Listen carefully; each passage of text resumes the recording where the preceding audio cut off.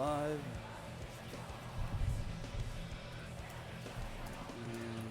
With Kevin Kelly Speedfreak.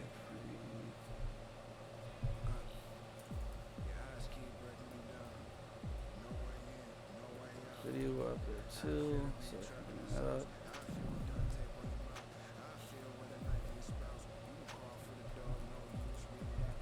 It's kind of a lot of work for just one person. I've been doing the podcast for a couple years now, so it's like oh, I'll say like 14 years since 2009. So it's one of those things I love doing, interviewing other bands. Let's get that up. Speedfreak. Stage effects.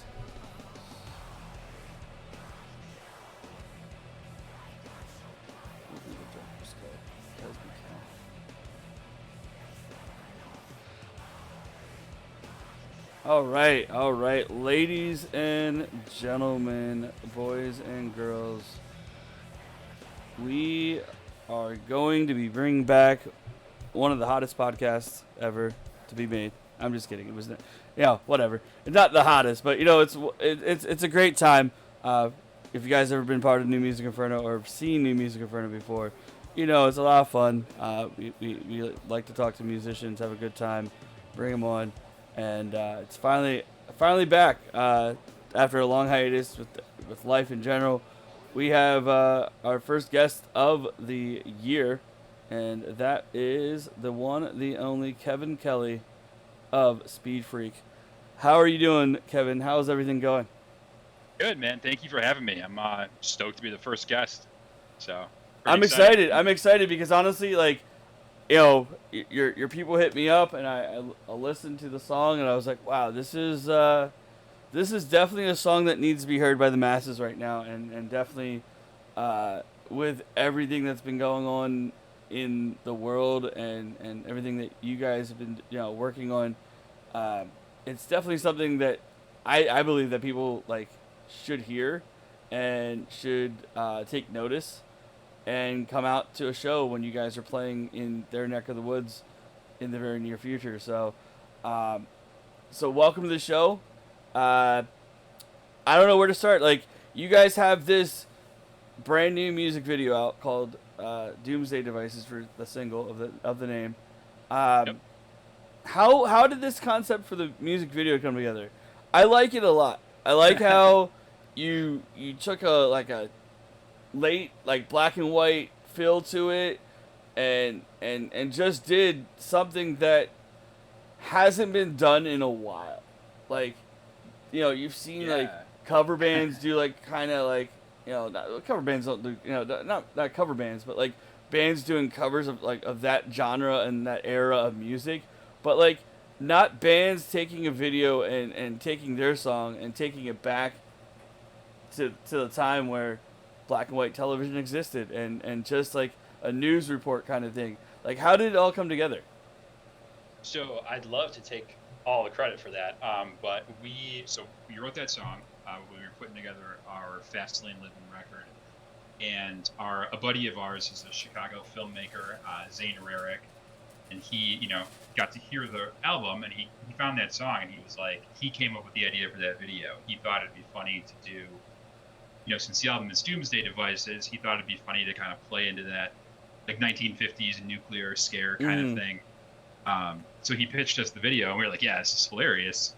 It seemed like it was going to be a lot of fun. So yeah, he really was the one who put that all together. The only, and then we kind of came up with the funny little captions and stuff during the news broadcast, and yeah, that was a blast to do. It really was. It was cool. And it was something, like you said, that I hadn't really seen too much of. So there was a million music videos just bands playing or whatever. So we wanted to do something a little bit different. Yeah, I'm happy with how it turned out.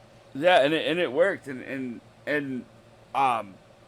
Zane, congratulations on being able to work with these guys and get a video out like that. And it's cool. It's also the music video also was not just for you guys. It took him to a next level. The video won a lot of awards, so that's pretty awesome that you guys were able to be a part of something that just didn't win, one award. It won a few in different states, different countries even. I mean, you guys went to you had Canada, and how was it to when you heard that you guys were a part of something in a whole different format? Because honestly, music videos aren't looked at that way a lot for No, like totally. different awards like this. That they are, but you don't get to hear about it in a lot of media because it's like, oh, they're indie bands or they're this or that or whatever. But for you guys to be a metal band, a rock band, and to have something like this, be able to, being from Chicago, you guys got to branch out, East Coast, West Coast, and international kind of to Canada for this. So how did you guys feel about that when that happened? Yeah. No, so first, when the video was finished, we got to see it before it came out, obviously, and we all thought it was great. And then Zane, called us and was like, hey, would you mind if I entered this in some film festival stuff? And we're like, yeah, sure, man, of course. He's the one that made it. So once it started winning, I was like, are you sure? That doesn't seem right. We're just, a heavy metal band from Chicago, so it's kind of crazy to think about, like you said, it's usually these indie short film kind of things. And so we kept, Zane had let us know, we won this award or that award, and I was just, I'm blown away. I think it's so cool that, like you said, that we're reaching an audience like that we otherwise would never have anything to do with, right? Because so it's like you're a metal band, and you think, oh, we're gonna be part of a film festival for music.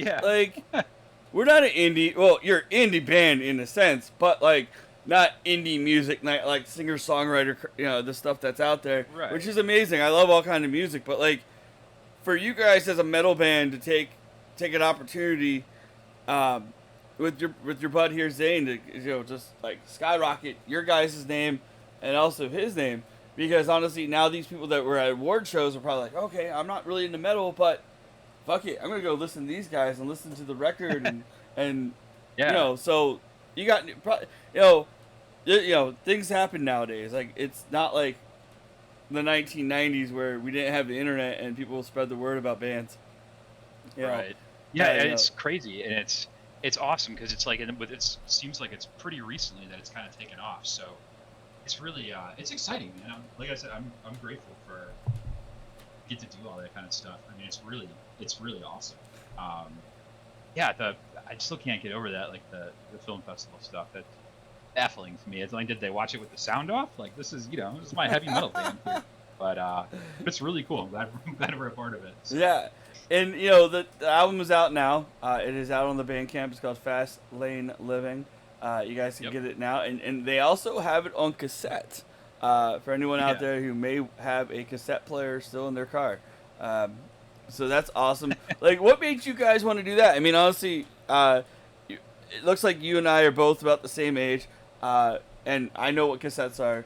Did you guys feel like, what was one of the goals for you guys in the band to what, if our dream could have our album on cassette? We know we've made it. You could take it back to a different time. Go ahead. Sorry. Right. No, it's all good.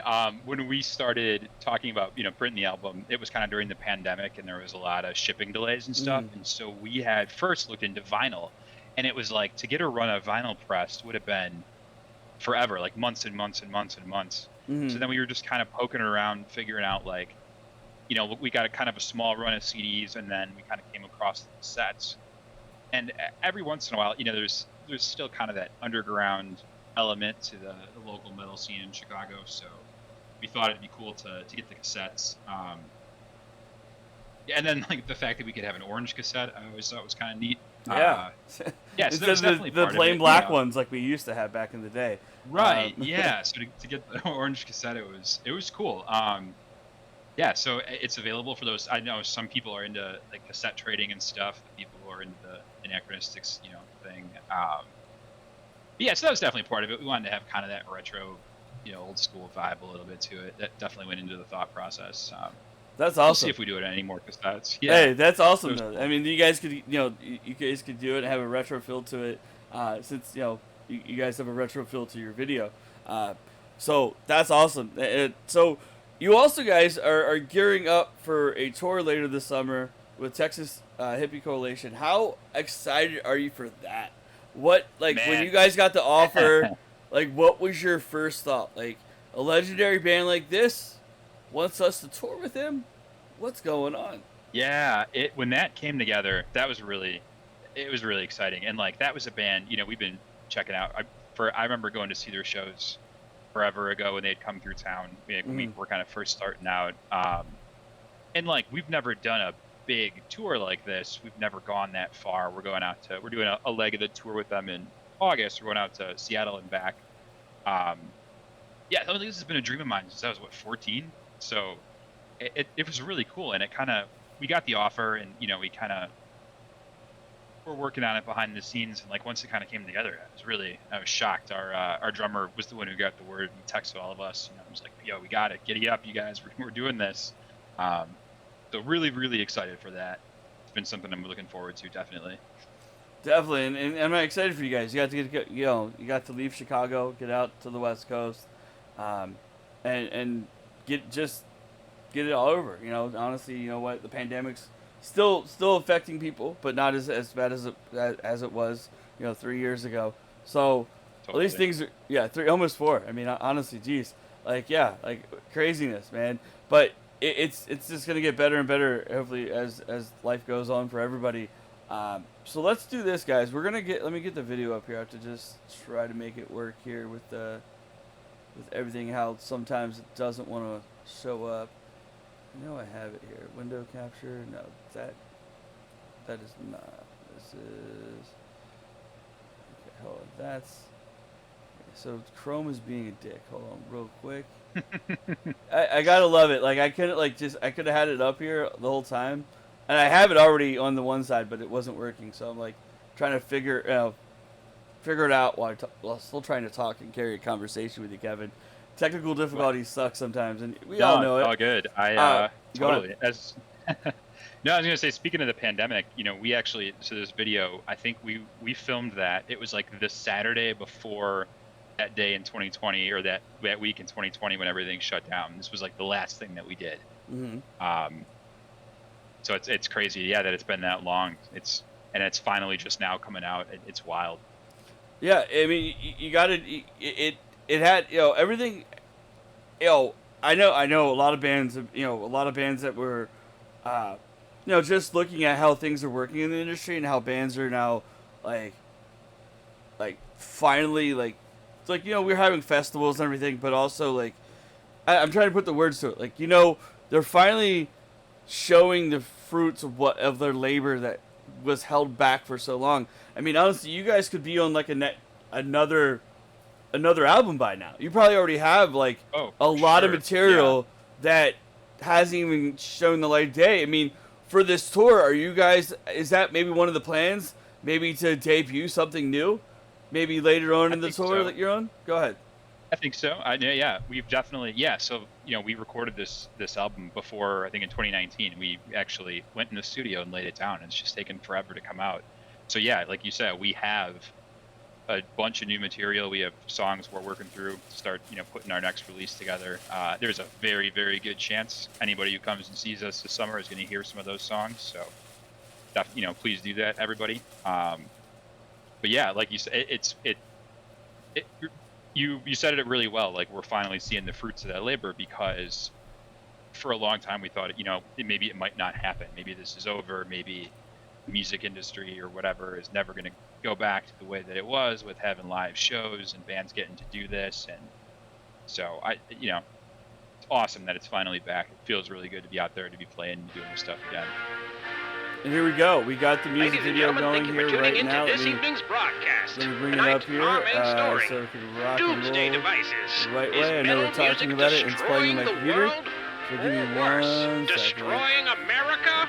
Let me restart this. But guys, ladies and gentlemen, let's have Kevin do it himself. Let's him introduce it. like kind of like you're on TRL back in the '90s and early 2000s. So go ahead. Not the world debut. It's been out for a little while now, but the world debut here on New Music Inferno for us and everyone out there who's never heard of you guys until now. And I know I have a lot of Chicago guys out there. I don't think they're into metal, but Dark Spectre, if you're out there, these boys are from your neck of the woods. So if and when you get to go to a show in Chicago, go see these guys and tell them that you heard about them on New Music Inferno on Twitch here. So go ahead, Kevin, go ahead and introduce yourself and the video as well. Sure. What's up? My name is Kevin. I'm from Speedfreak out of Chicago, Illinois, and this is the debut of our music video for Doomsday Devices on New Music Inferno. Ladies and gentlemen, thank you for tuning in to this evening's broadcast. Tonight, our main story. Doomsday Devices. Is metal music destroying the world? Or worse, destroying America? Also, please join me in welcoming tonight's special musical guest, the Speed Freaks.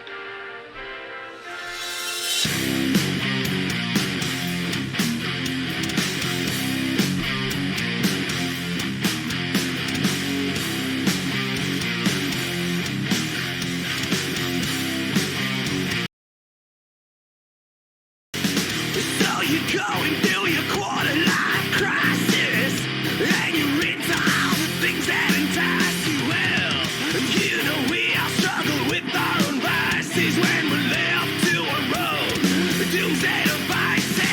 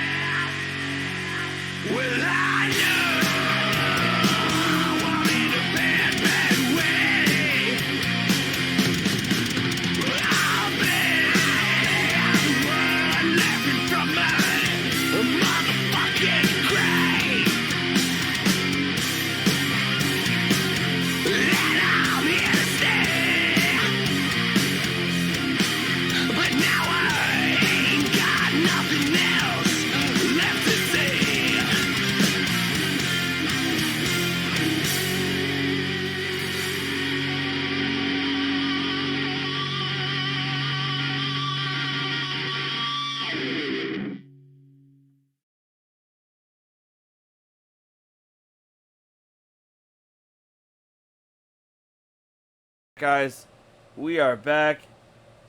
My God, that was awesome. I love it. I love it because I love your singer's voice. Like, I love how he uses a different mic than you expect from a metal guy. Like, that brings out the depth and his uniqueness of the voice and how you guys are doing it. You know? Is that okay? So question is, does he use that mic live, or is that just for this video? Is that how? No, that's the mic he uses at our rehearsal spot. We've had that thing for a hot minute. I wish I knew what kind of mic it was. I could tell you like the model of it, but he went out and found that thing. It's his. Okay. Sometimes we'll bring it to gigs, sometimes not, depending on what we're doing. But yeah, no, that's real, fully functional. That's not a prop. That's the mic that he uses. Okay. All right. I love it. I've seen it before. I've seen those mics before. I went to a kind of a trade school to do sound engineering and never. I got a certificate in it, but just never really pursued it except for doing podcasts and talking to musicians. So I love it, and I wish I could do what a lot of people do and produce music. And it's just like now I've gotten into a different realm of work, and it's kind of dealing with music, but also not with music. So it's kind of a great gig. I love it. So can't really talk about it, but people know already what I do. But for you, Kevin, like, how do you, like, for you in the song process, how does for the writing style that you guys do, how does it all come together? Do you guys write the music first, or do you let your singer go ahead and write the lyrics, and then you guys all come together and build it, or how does the process work? Yeah, so for the most part, it's pretty collaborative. It's the four of us in a room together. We rehearse, and usually a song will start off with kind of jam and come up with like a cool riff or lick or whatever, and kind of just build it. For Doomsday, I think actually Tom, our singer, it was that lyric "Quarter Life Crisis" was something that he had been kicking around for a while. Mm-hmm. So he was kind of coming up with those lyrics, and I think we actually had the lyrics first for that one, and then wrote the riffs around there. But we don't really have a set way that we do it. We just kind of feel it out, whatever sounds cool. We've never established a process like, okay, so and so is going to write this song and this is how we're going to do it. It's very, very collaborative, very kind of just jam it, see what sounds cool. We don't want to limit ourselves to some structure or anything like that. Nice. And so the album's been out for a year now, and what can we expect from you guys the rest of this year, besides the tour dates we talked about already? What can we expect in the fall and maybe in early 2024? Can we expect maybe a new record, or maybe Yeah. Go ahead. No, I think we have some new music. Like I said, we have stuff that we've written. We've got a bunch of stuff. I think it's not out of the realm of possibility to expect a new release from us later in 2023 or early 2024, and whether that's going to be another full-length record, maybe or maybe a single, we'll see. But definitely be on the lookout for new music from us. What is the direction, if you guys are, since you already have things written and you guys are working out, the final tunage and how you guys want to do it all? What is the direction? What are maybe some of the topics you guys are hitting on these unreleased songs? Well, it's going to be smooth jazz record. No, I'm just kidding. No, it's nothing. I don't, at least so far, none of the new stuff we're working on feels like a dramatic shift from anything that's on Fast Lane Living. And what we really do is just riff rock, hard rock. I'd like to tease something, special or unlike anything you've heard from us before. But the truth is we do what we do, right? So I think if you like, metal, hard rock with big riffs, music that you can drive fast to with the windows down, that's probably what we're going to keep doing, because that's what we like also. So, question, I mean, I've listened to tons of bands and, interviewed tons of them too, and I want to ask you this though.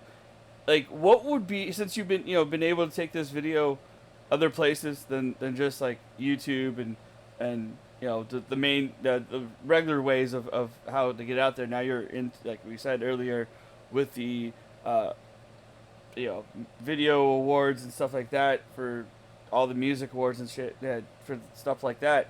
What would be for you and the guys? What would be one placement of your song that you would want to have, on any of the songs? Like, what would be one placement? Like, where would you want to place one of your songs? What would be that dream? Like, oh my God, our song is on a WWE game or on. I was gonna say, I'm not a big gamer guy, but a lot of my buddies are. It would be very, very cool to get a song in a game. I'm of that age where I listen to a lot of music playing Grand Theft Auto. Like, I'd find whatever the metal station was. Mm-hmm. I don't know when GTA 6 is going to come out, if it's going to come out. If we could get a song like on whatever the rock channel is. Just GTA 6, keep your fingers crossed. that'd be awesome. Keep your fingers Right? crossed. That'd be pretty sweet. Like a musical goal. I'm a big sports dude, so if any professional athlete wanted to use our music as a walk-up song, that'd be dope. Hey, Darrington Evans, if you're here, if you ever check out this podcast or ever get to hang out with us on Twitch again, you know where to find Speedfreak. Former Chicago Bear running back Darrington Evans.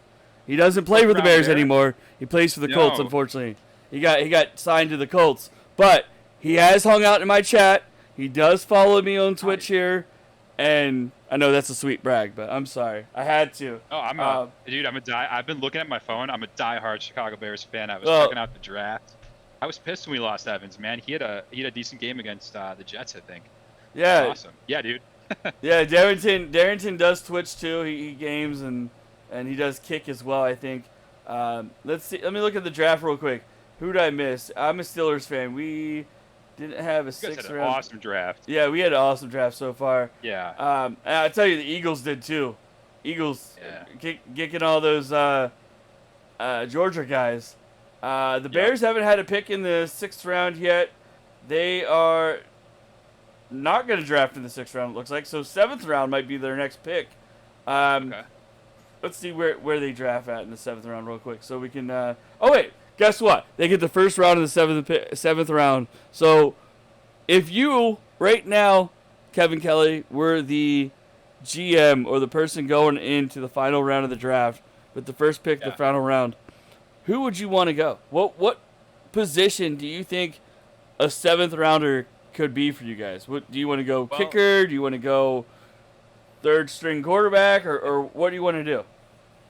I mean, listen. So day 1, day 2, right? You draft tape. You draft guys that played in college. Day 3, it's time to draft those physical freaks to see what they can do.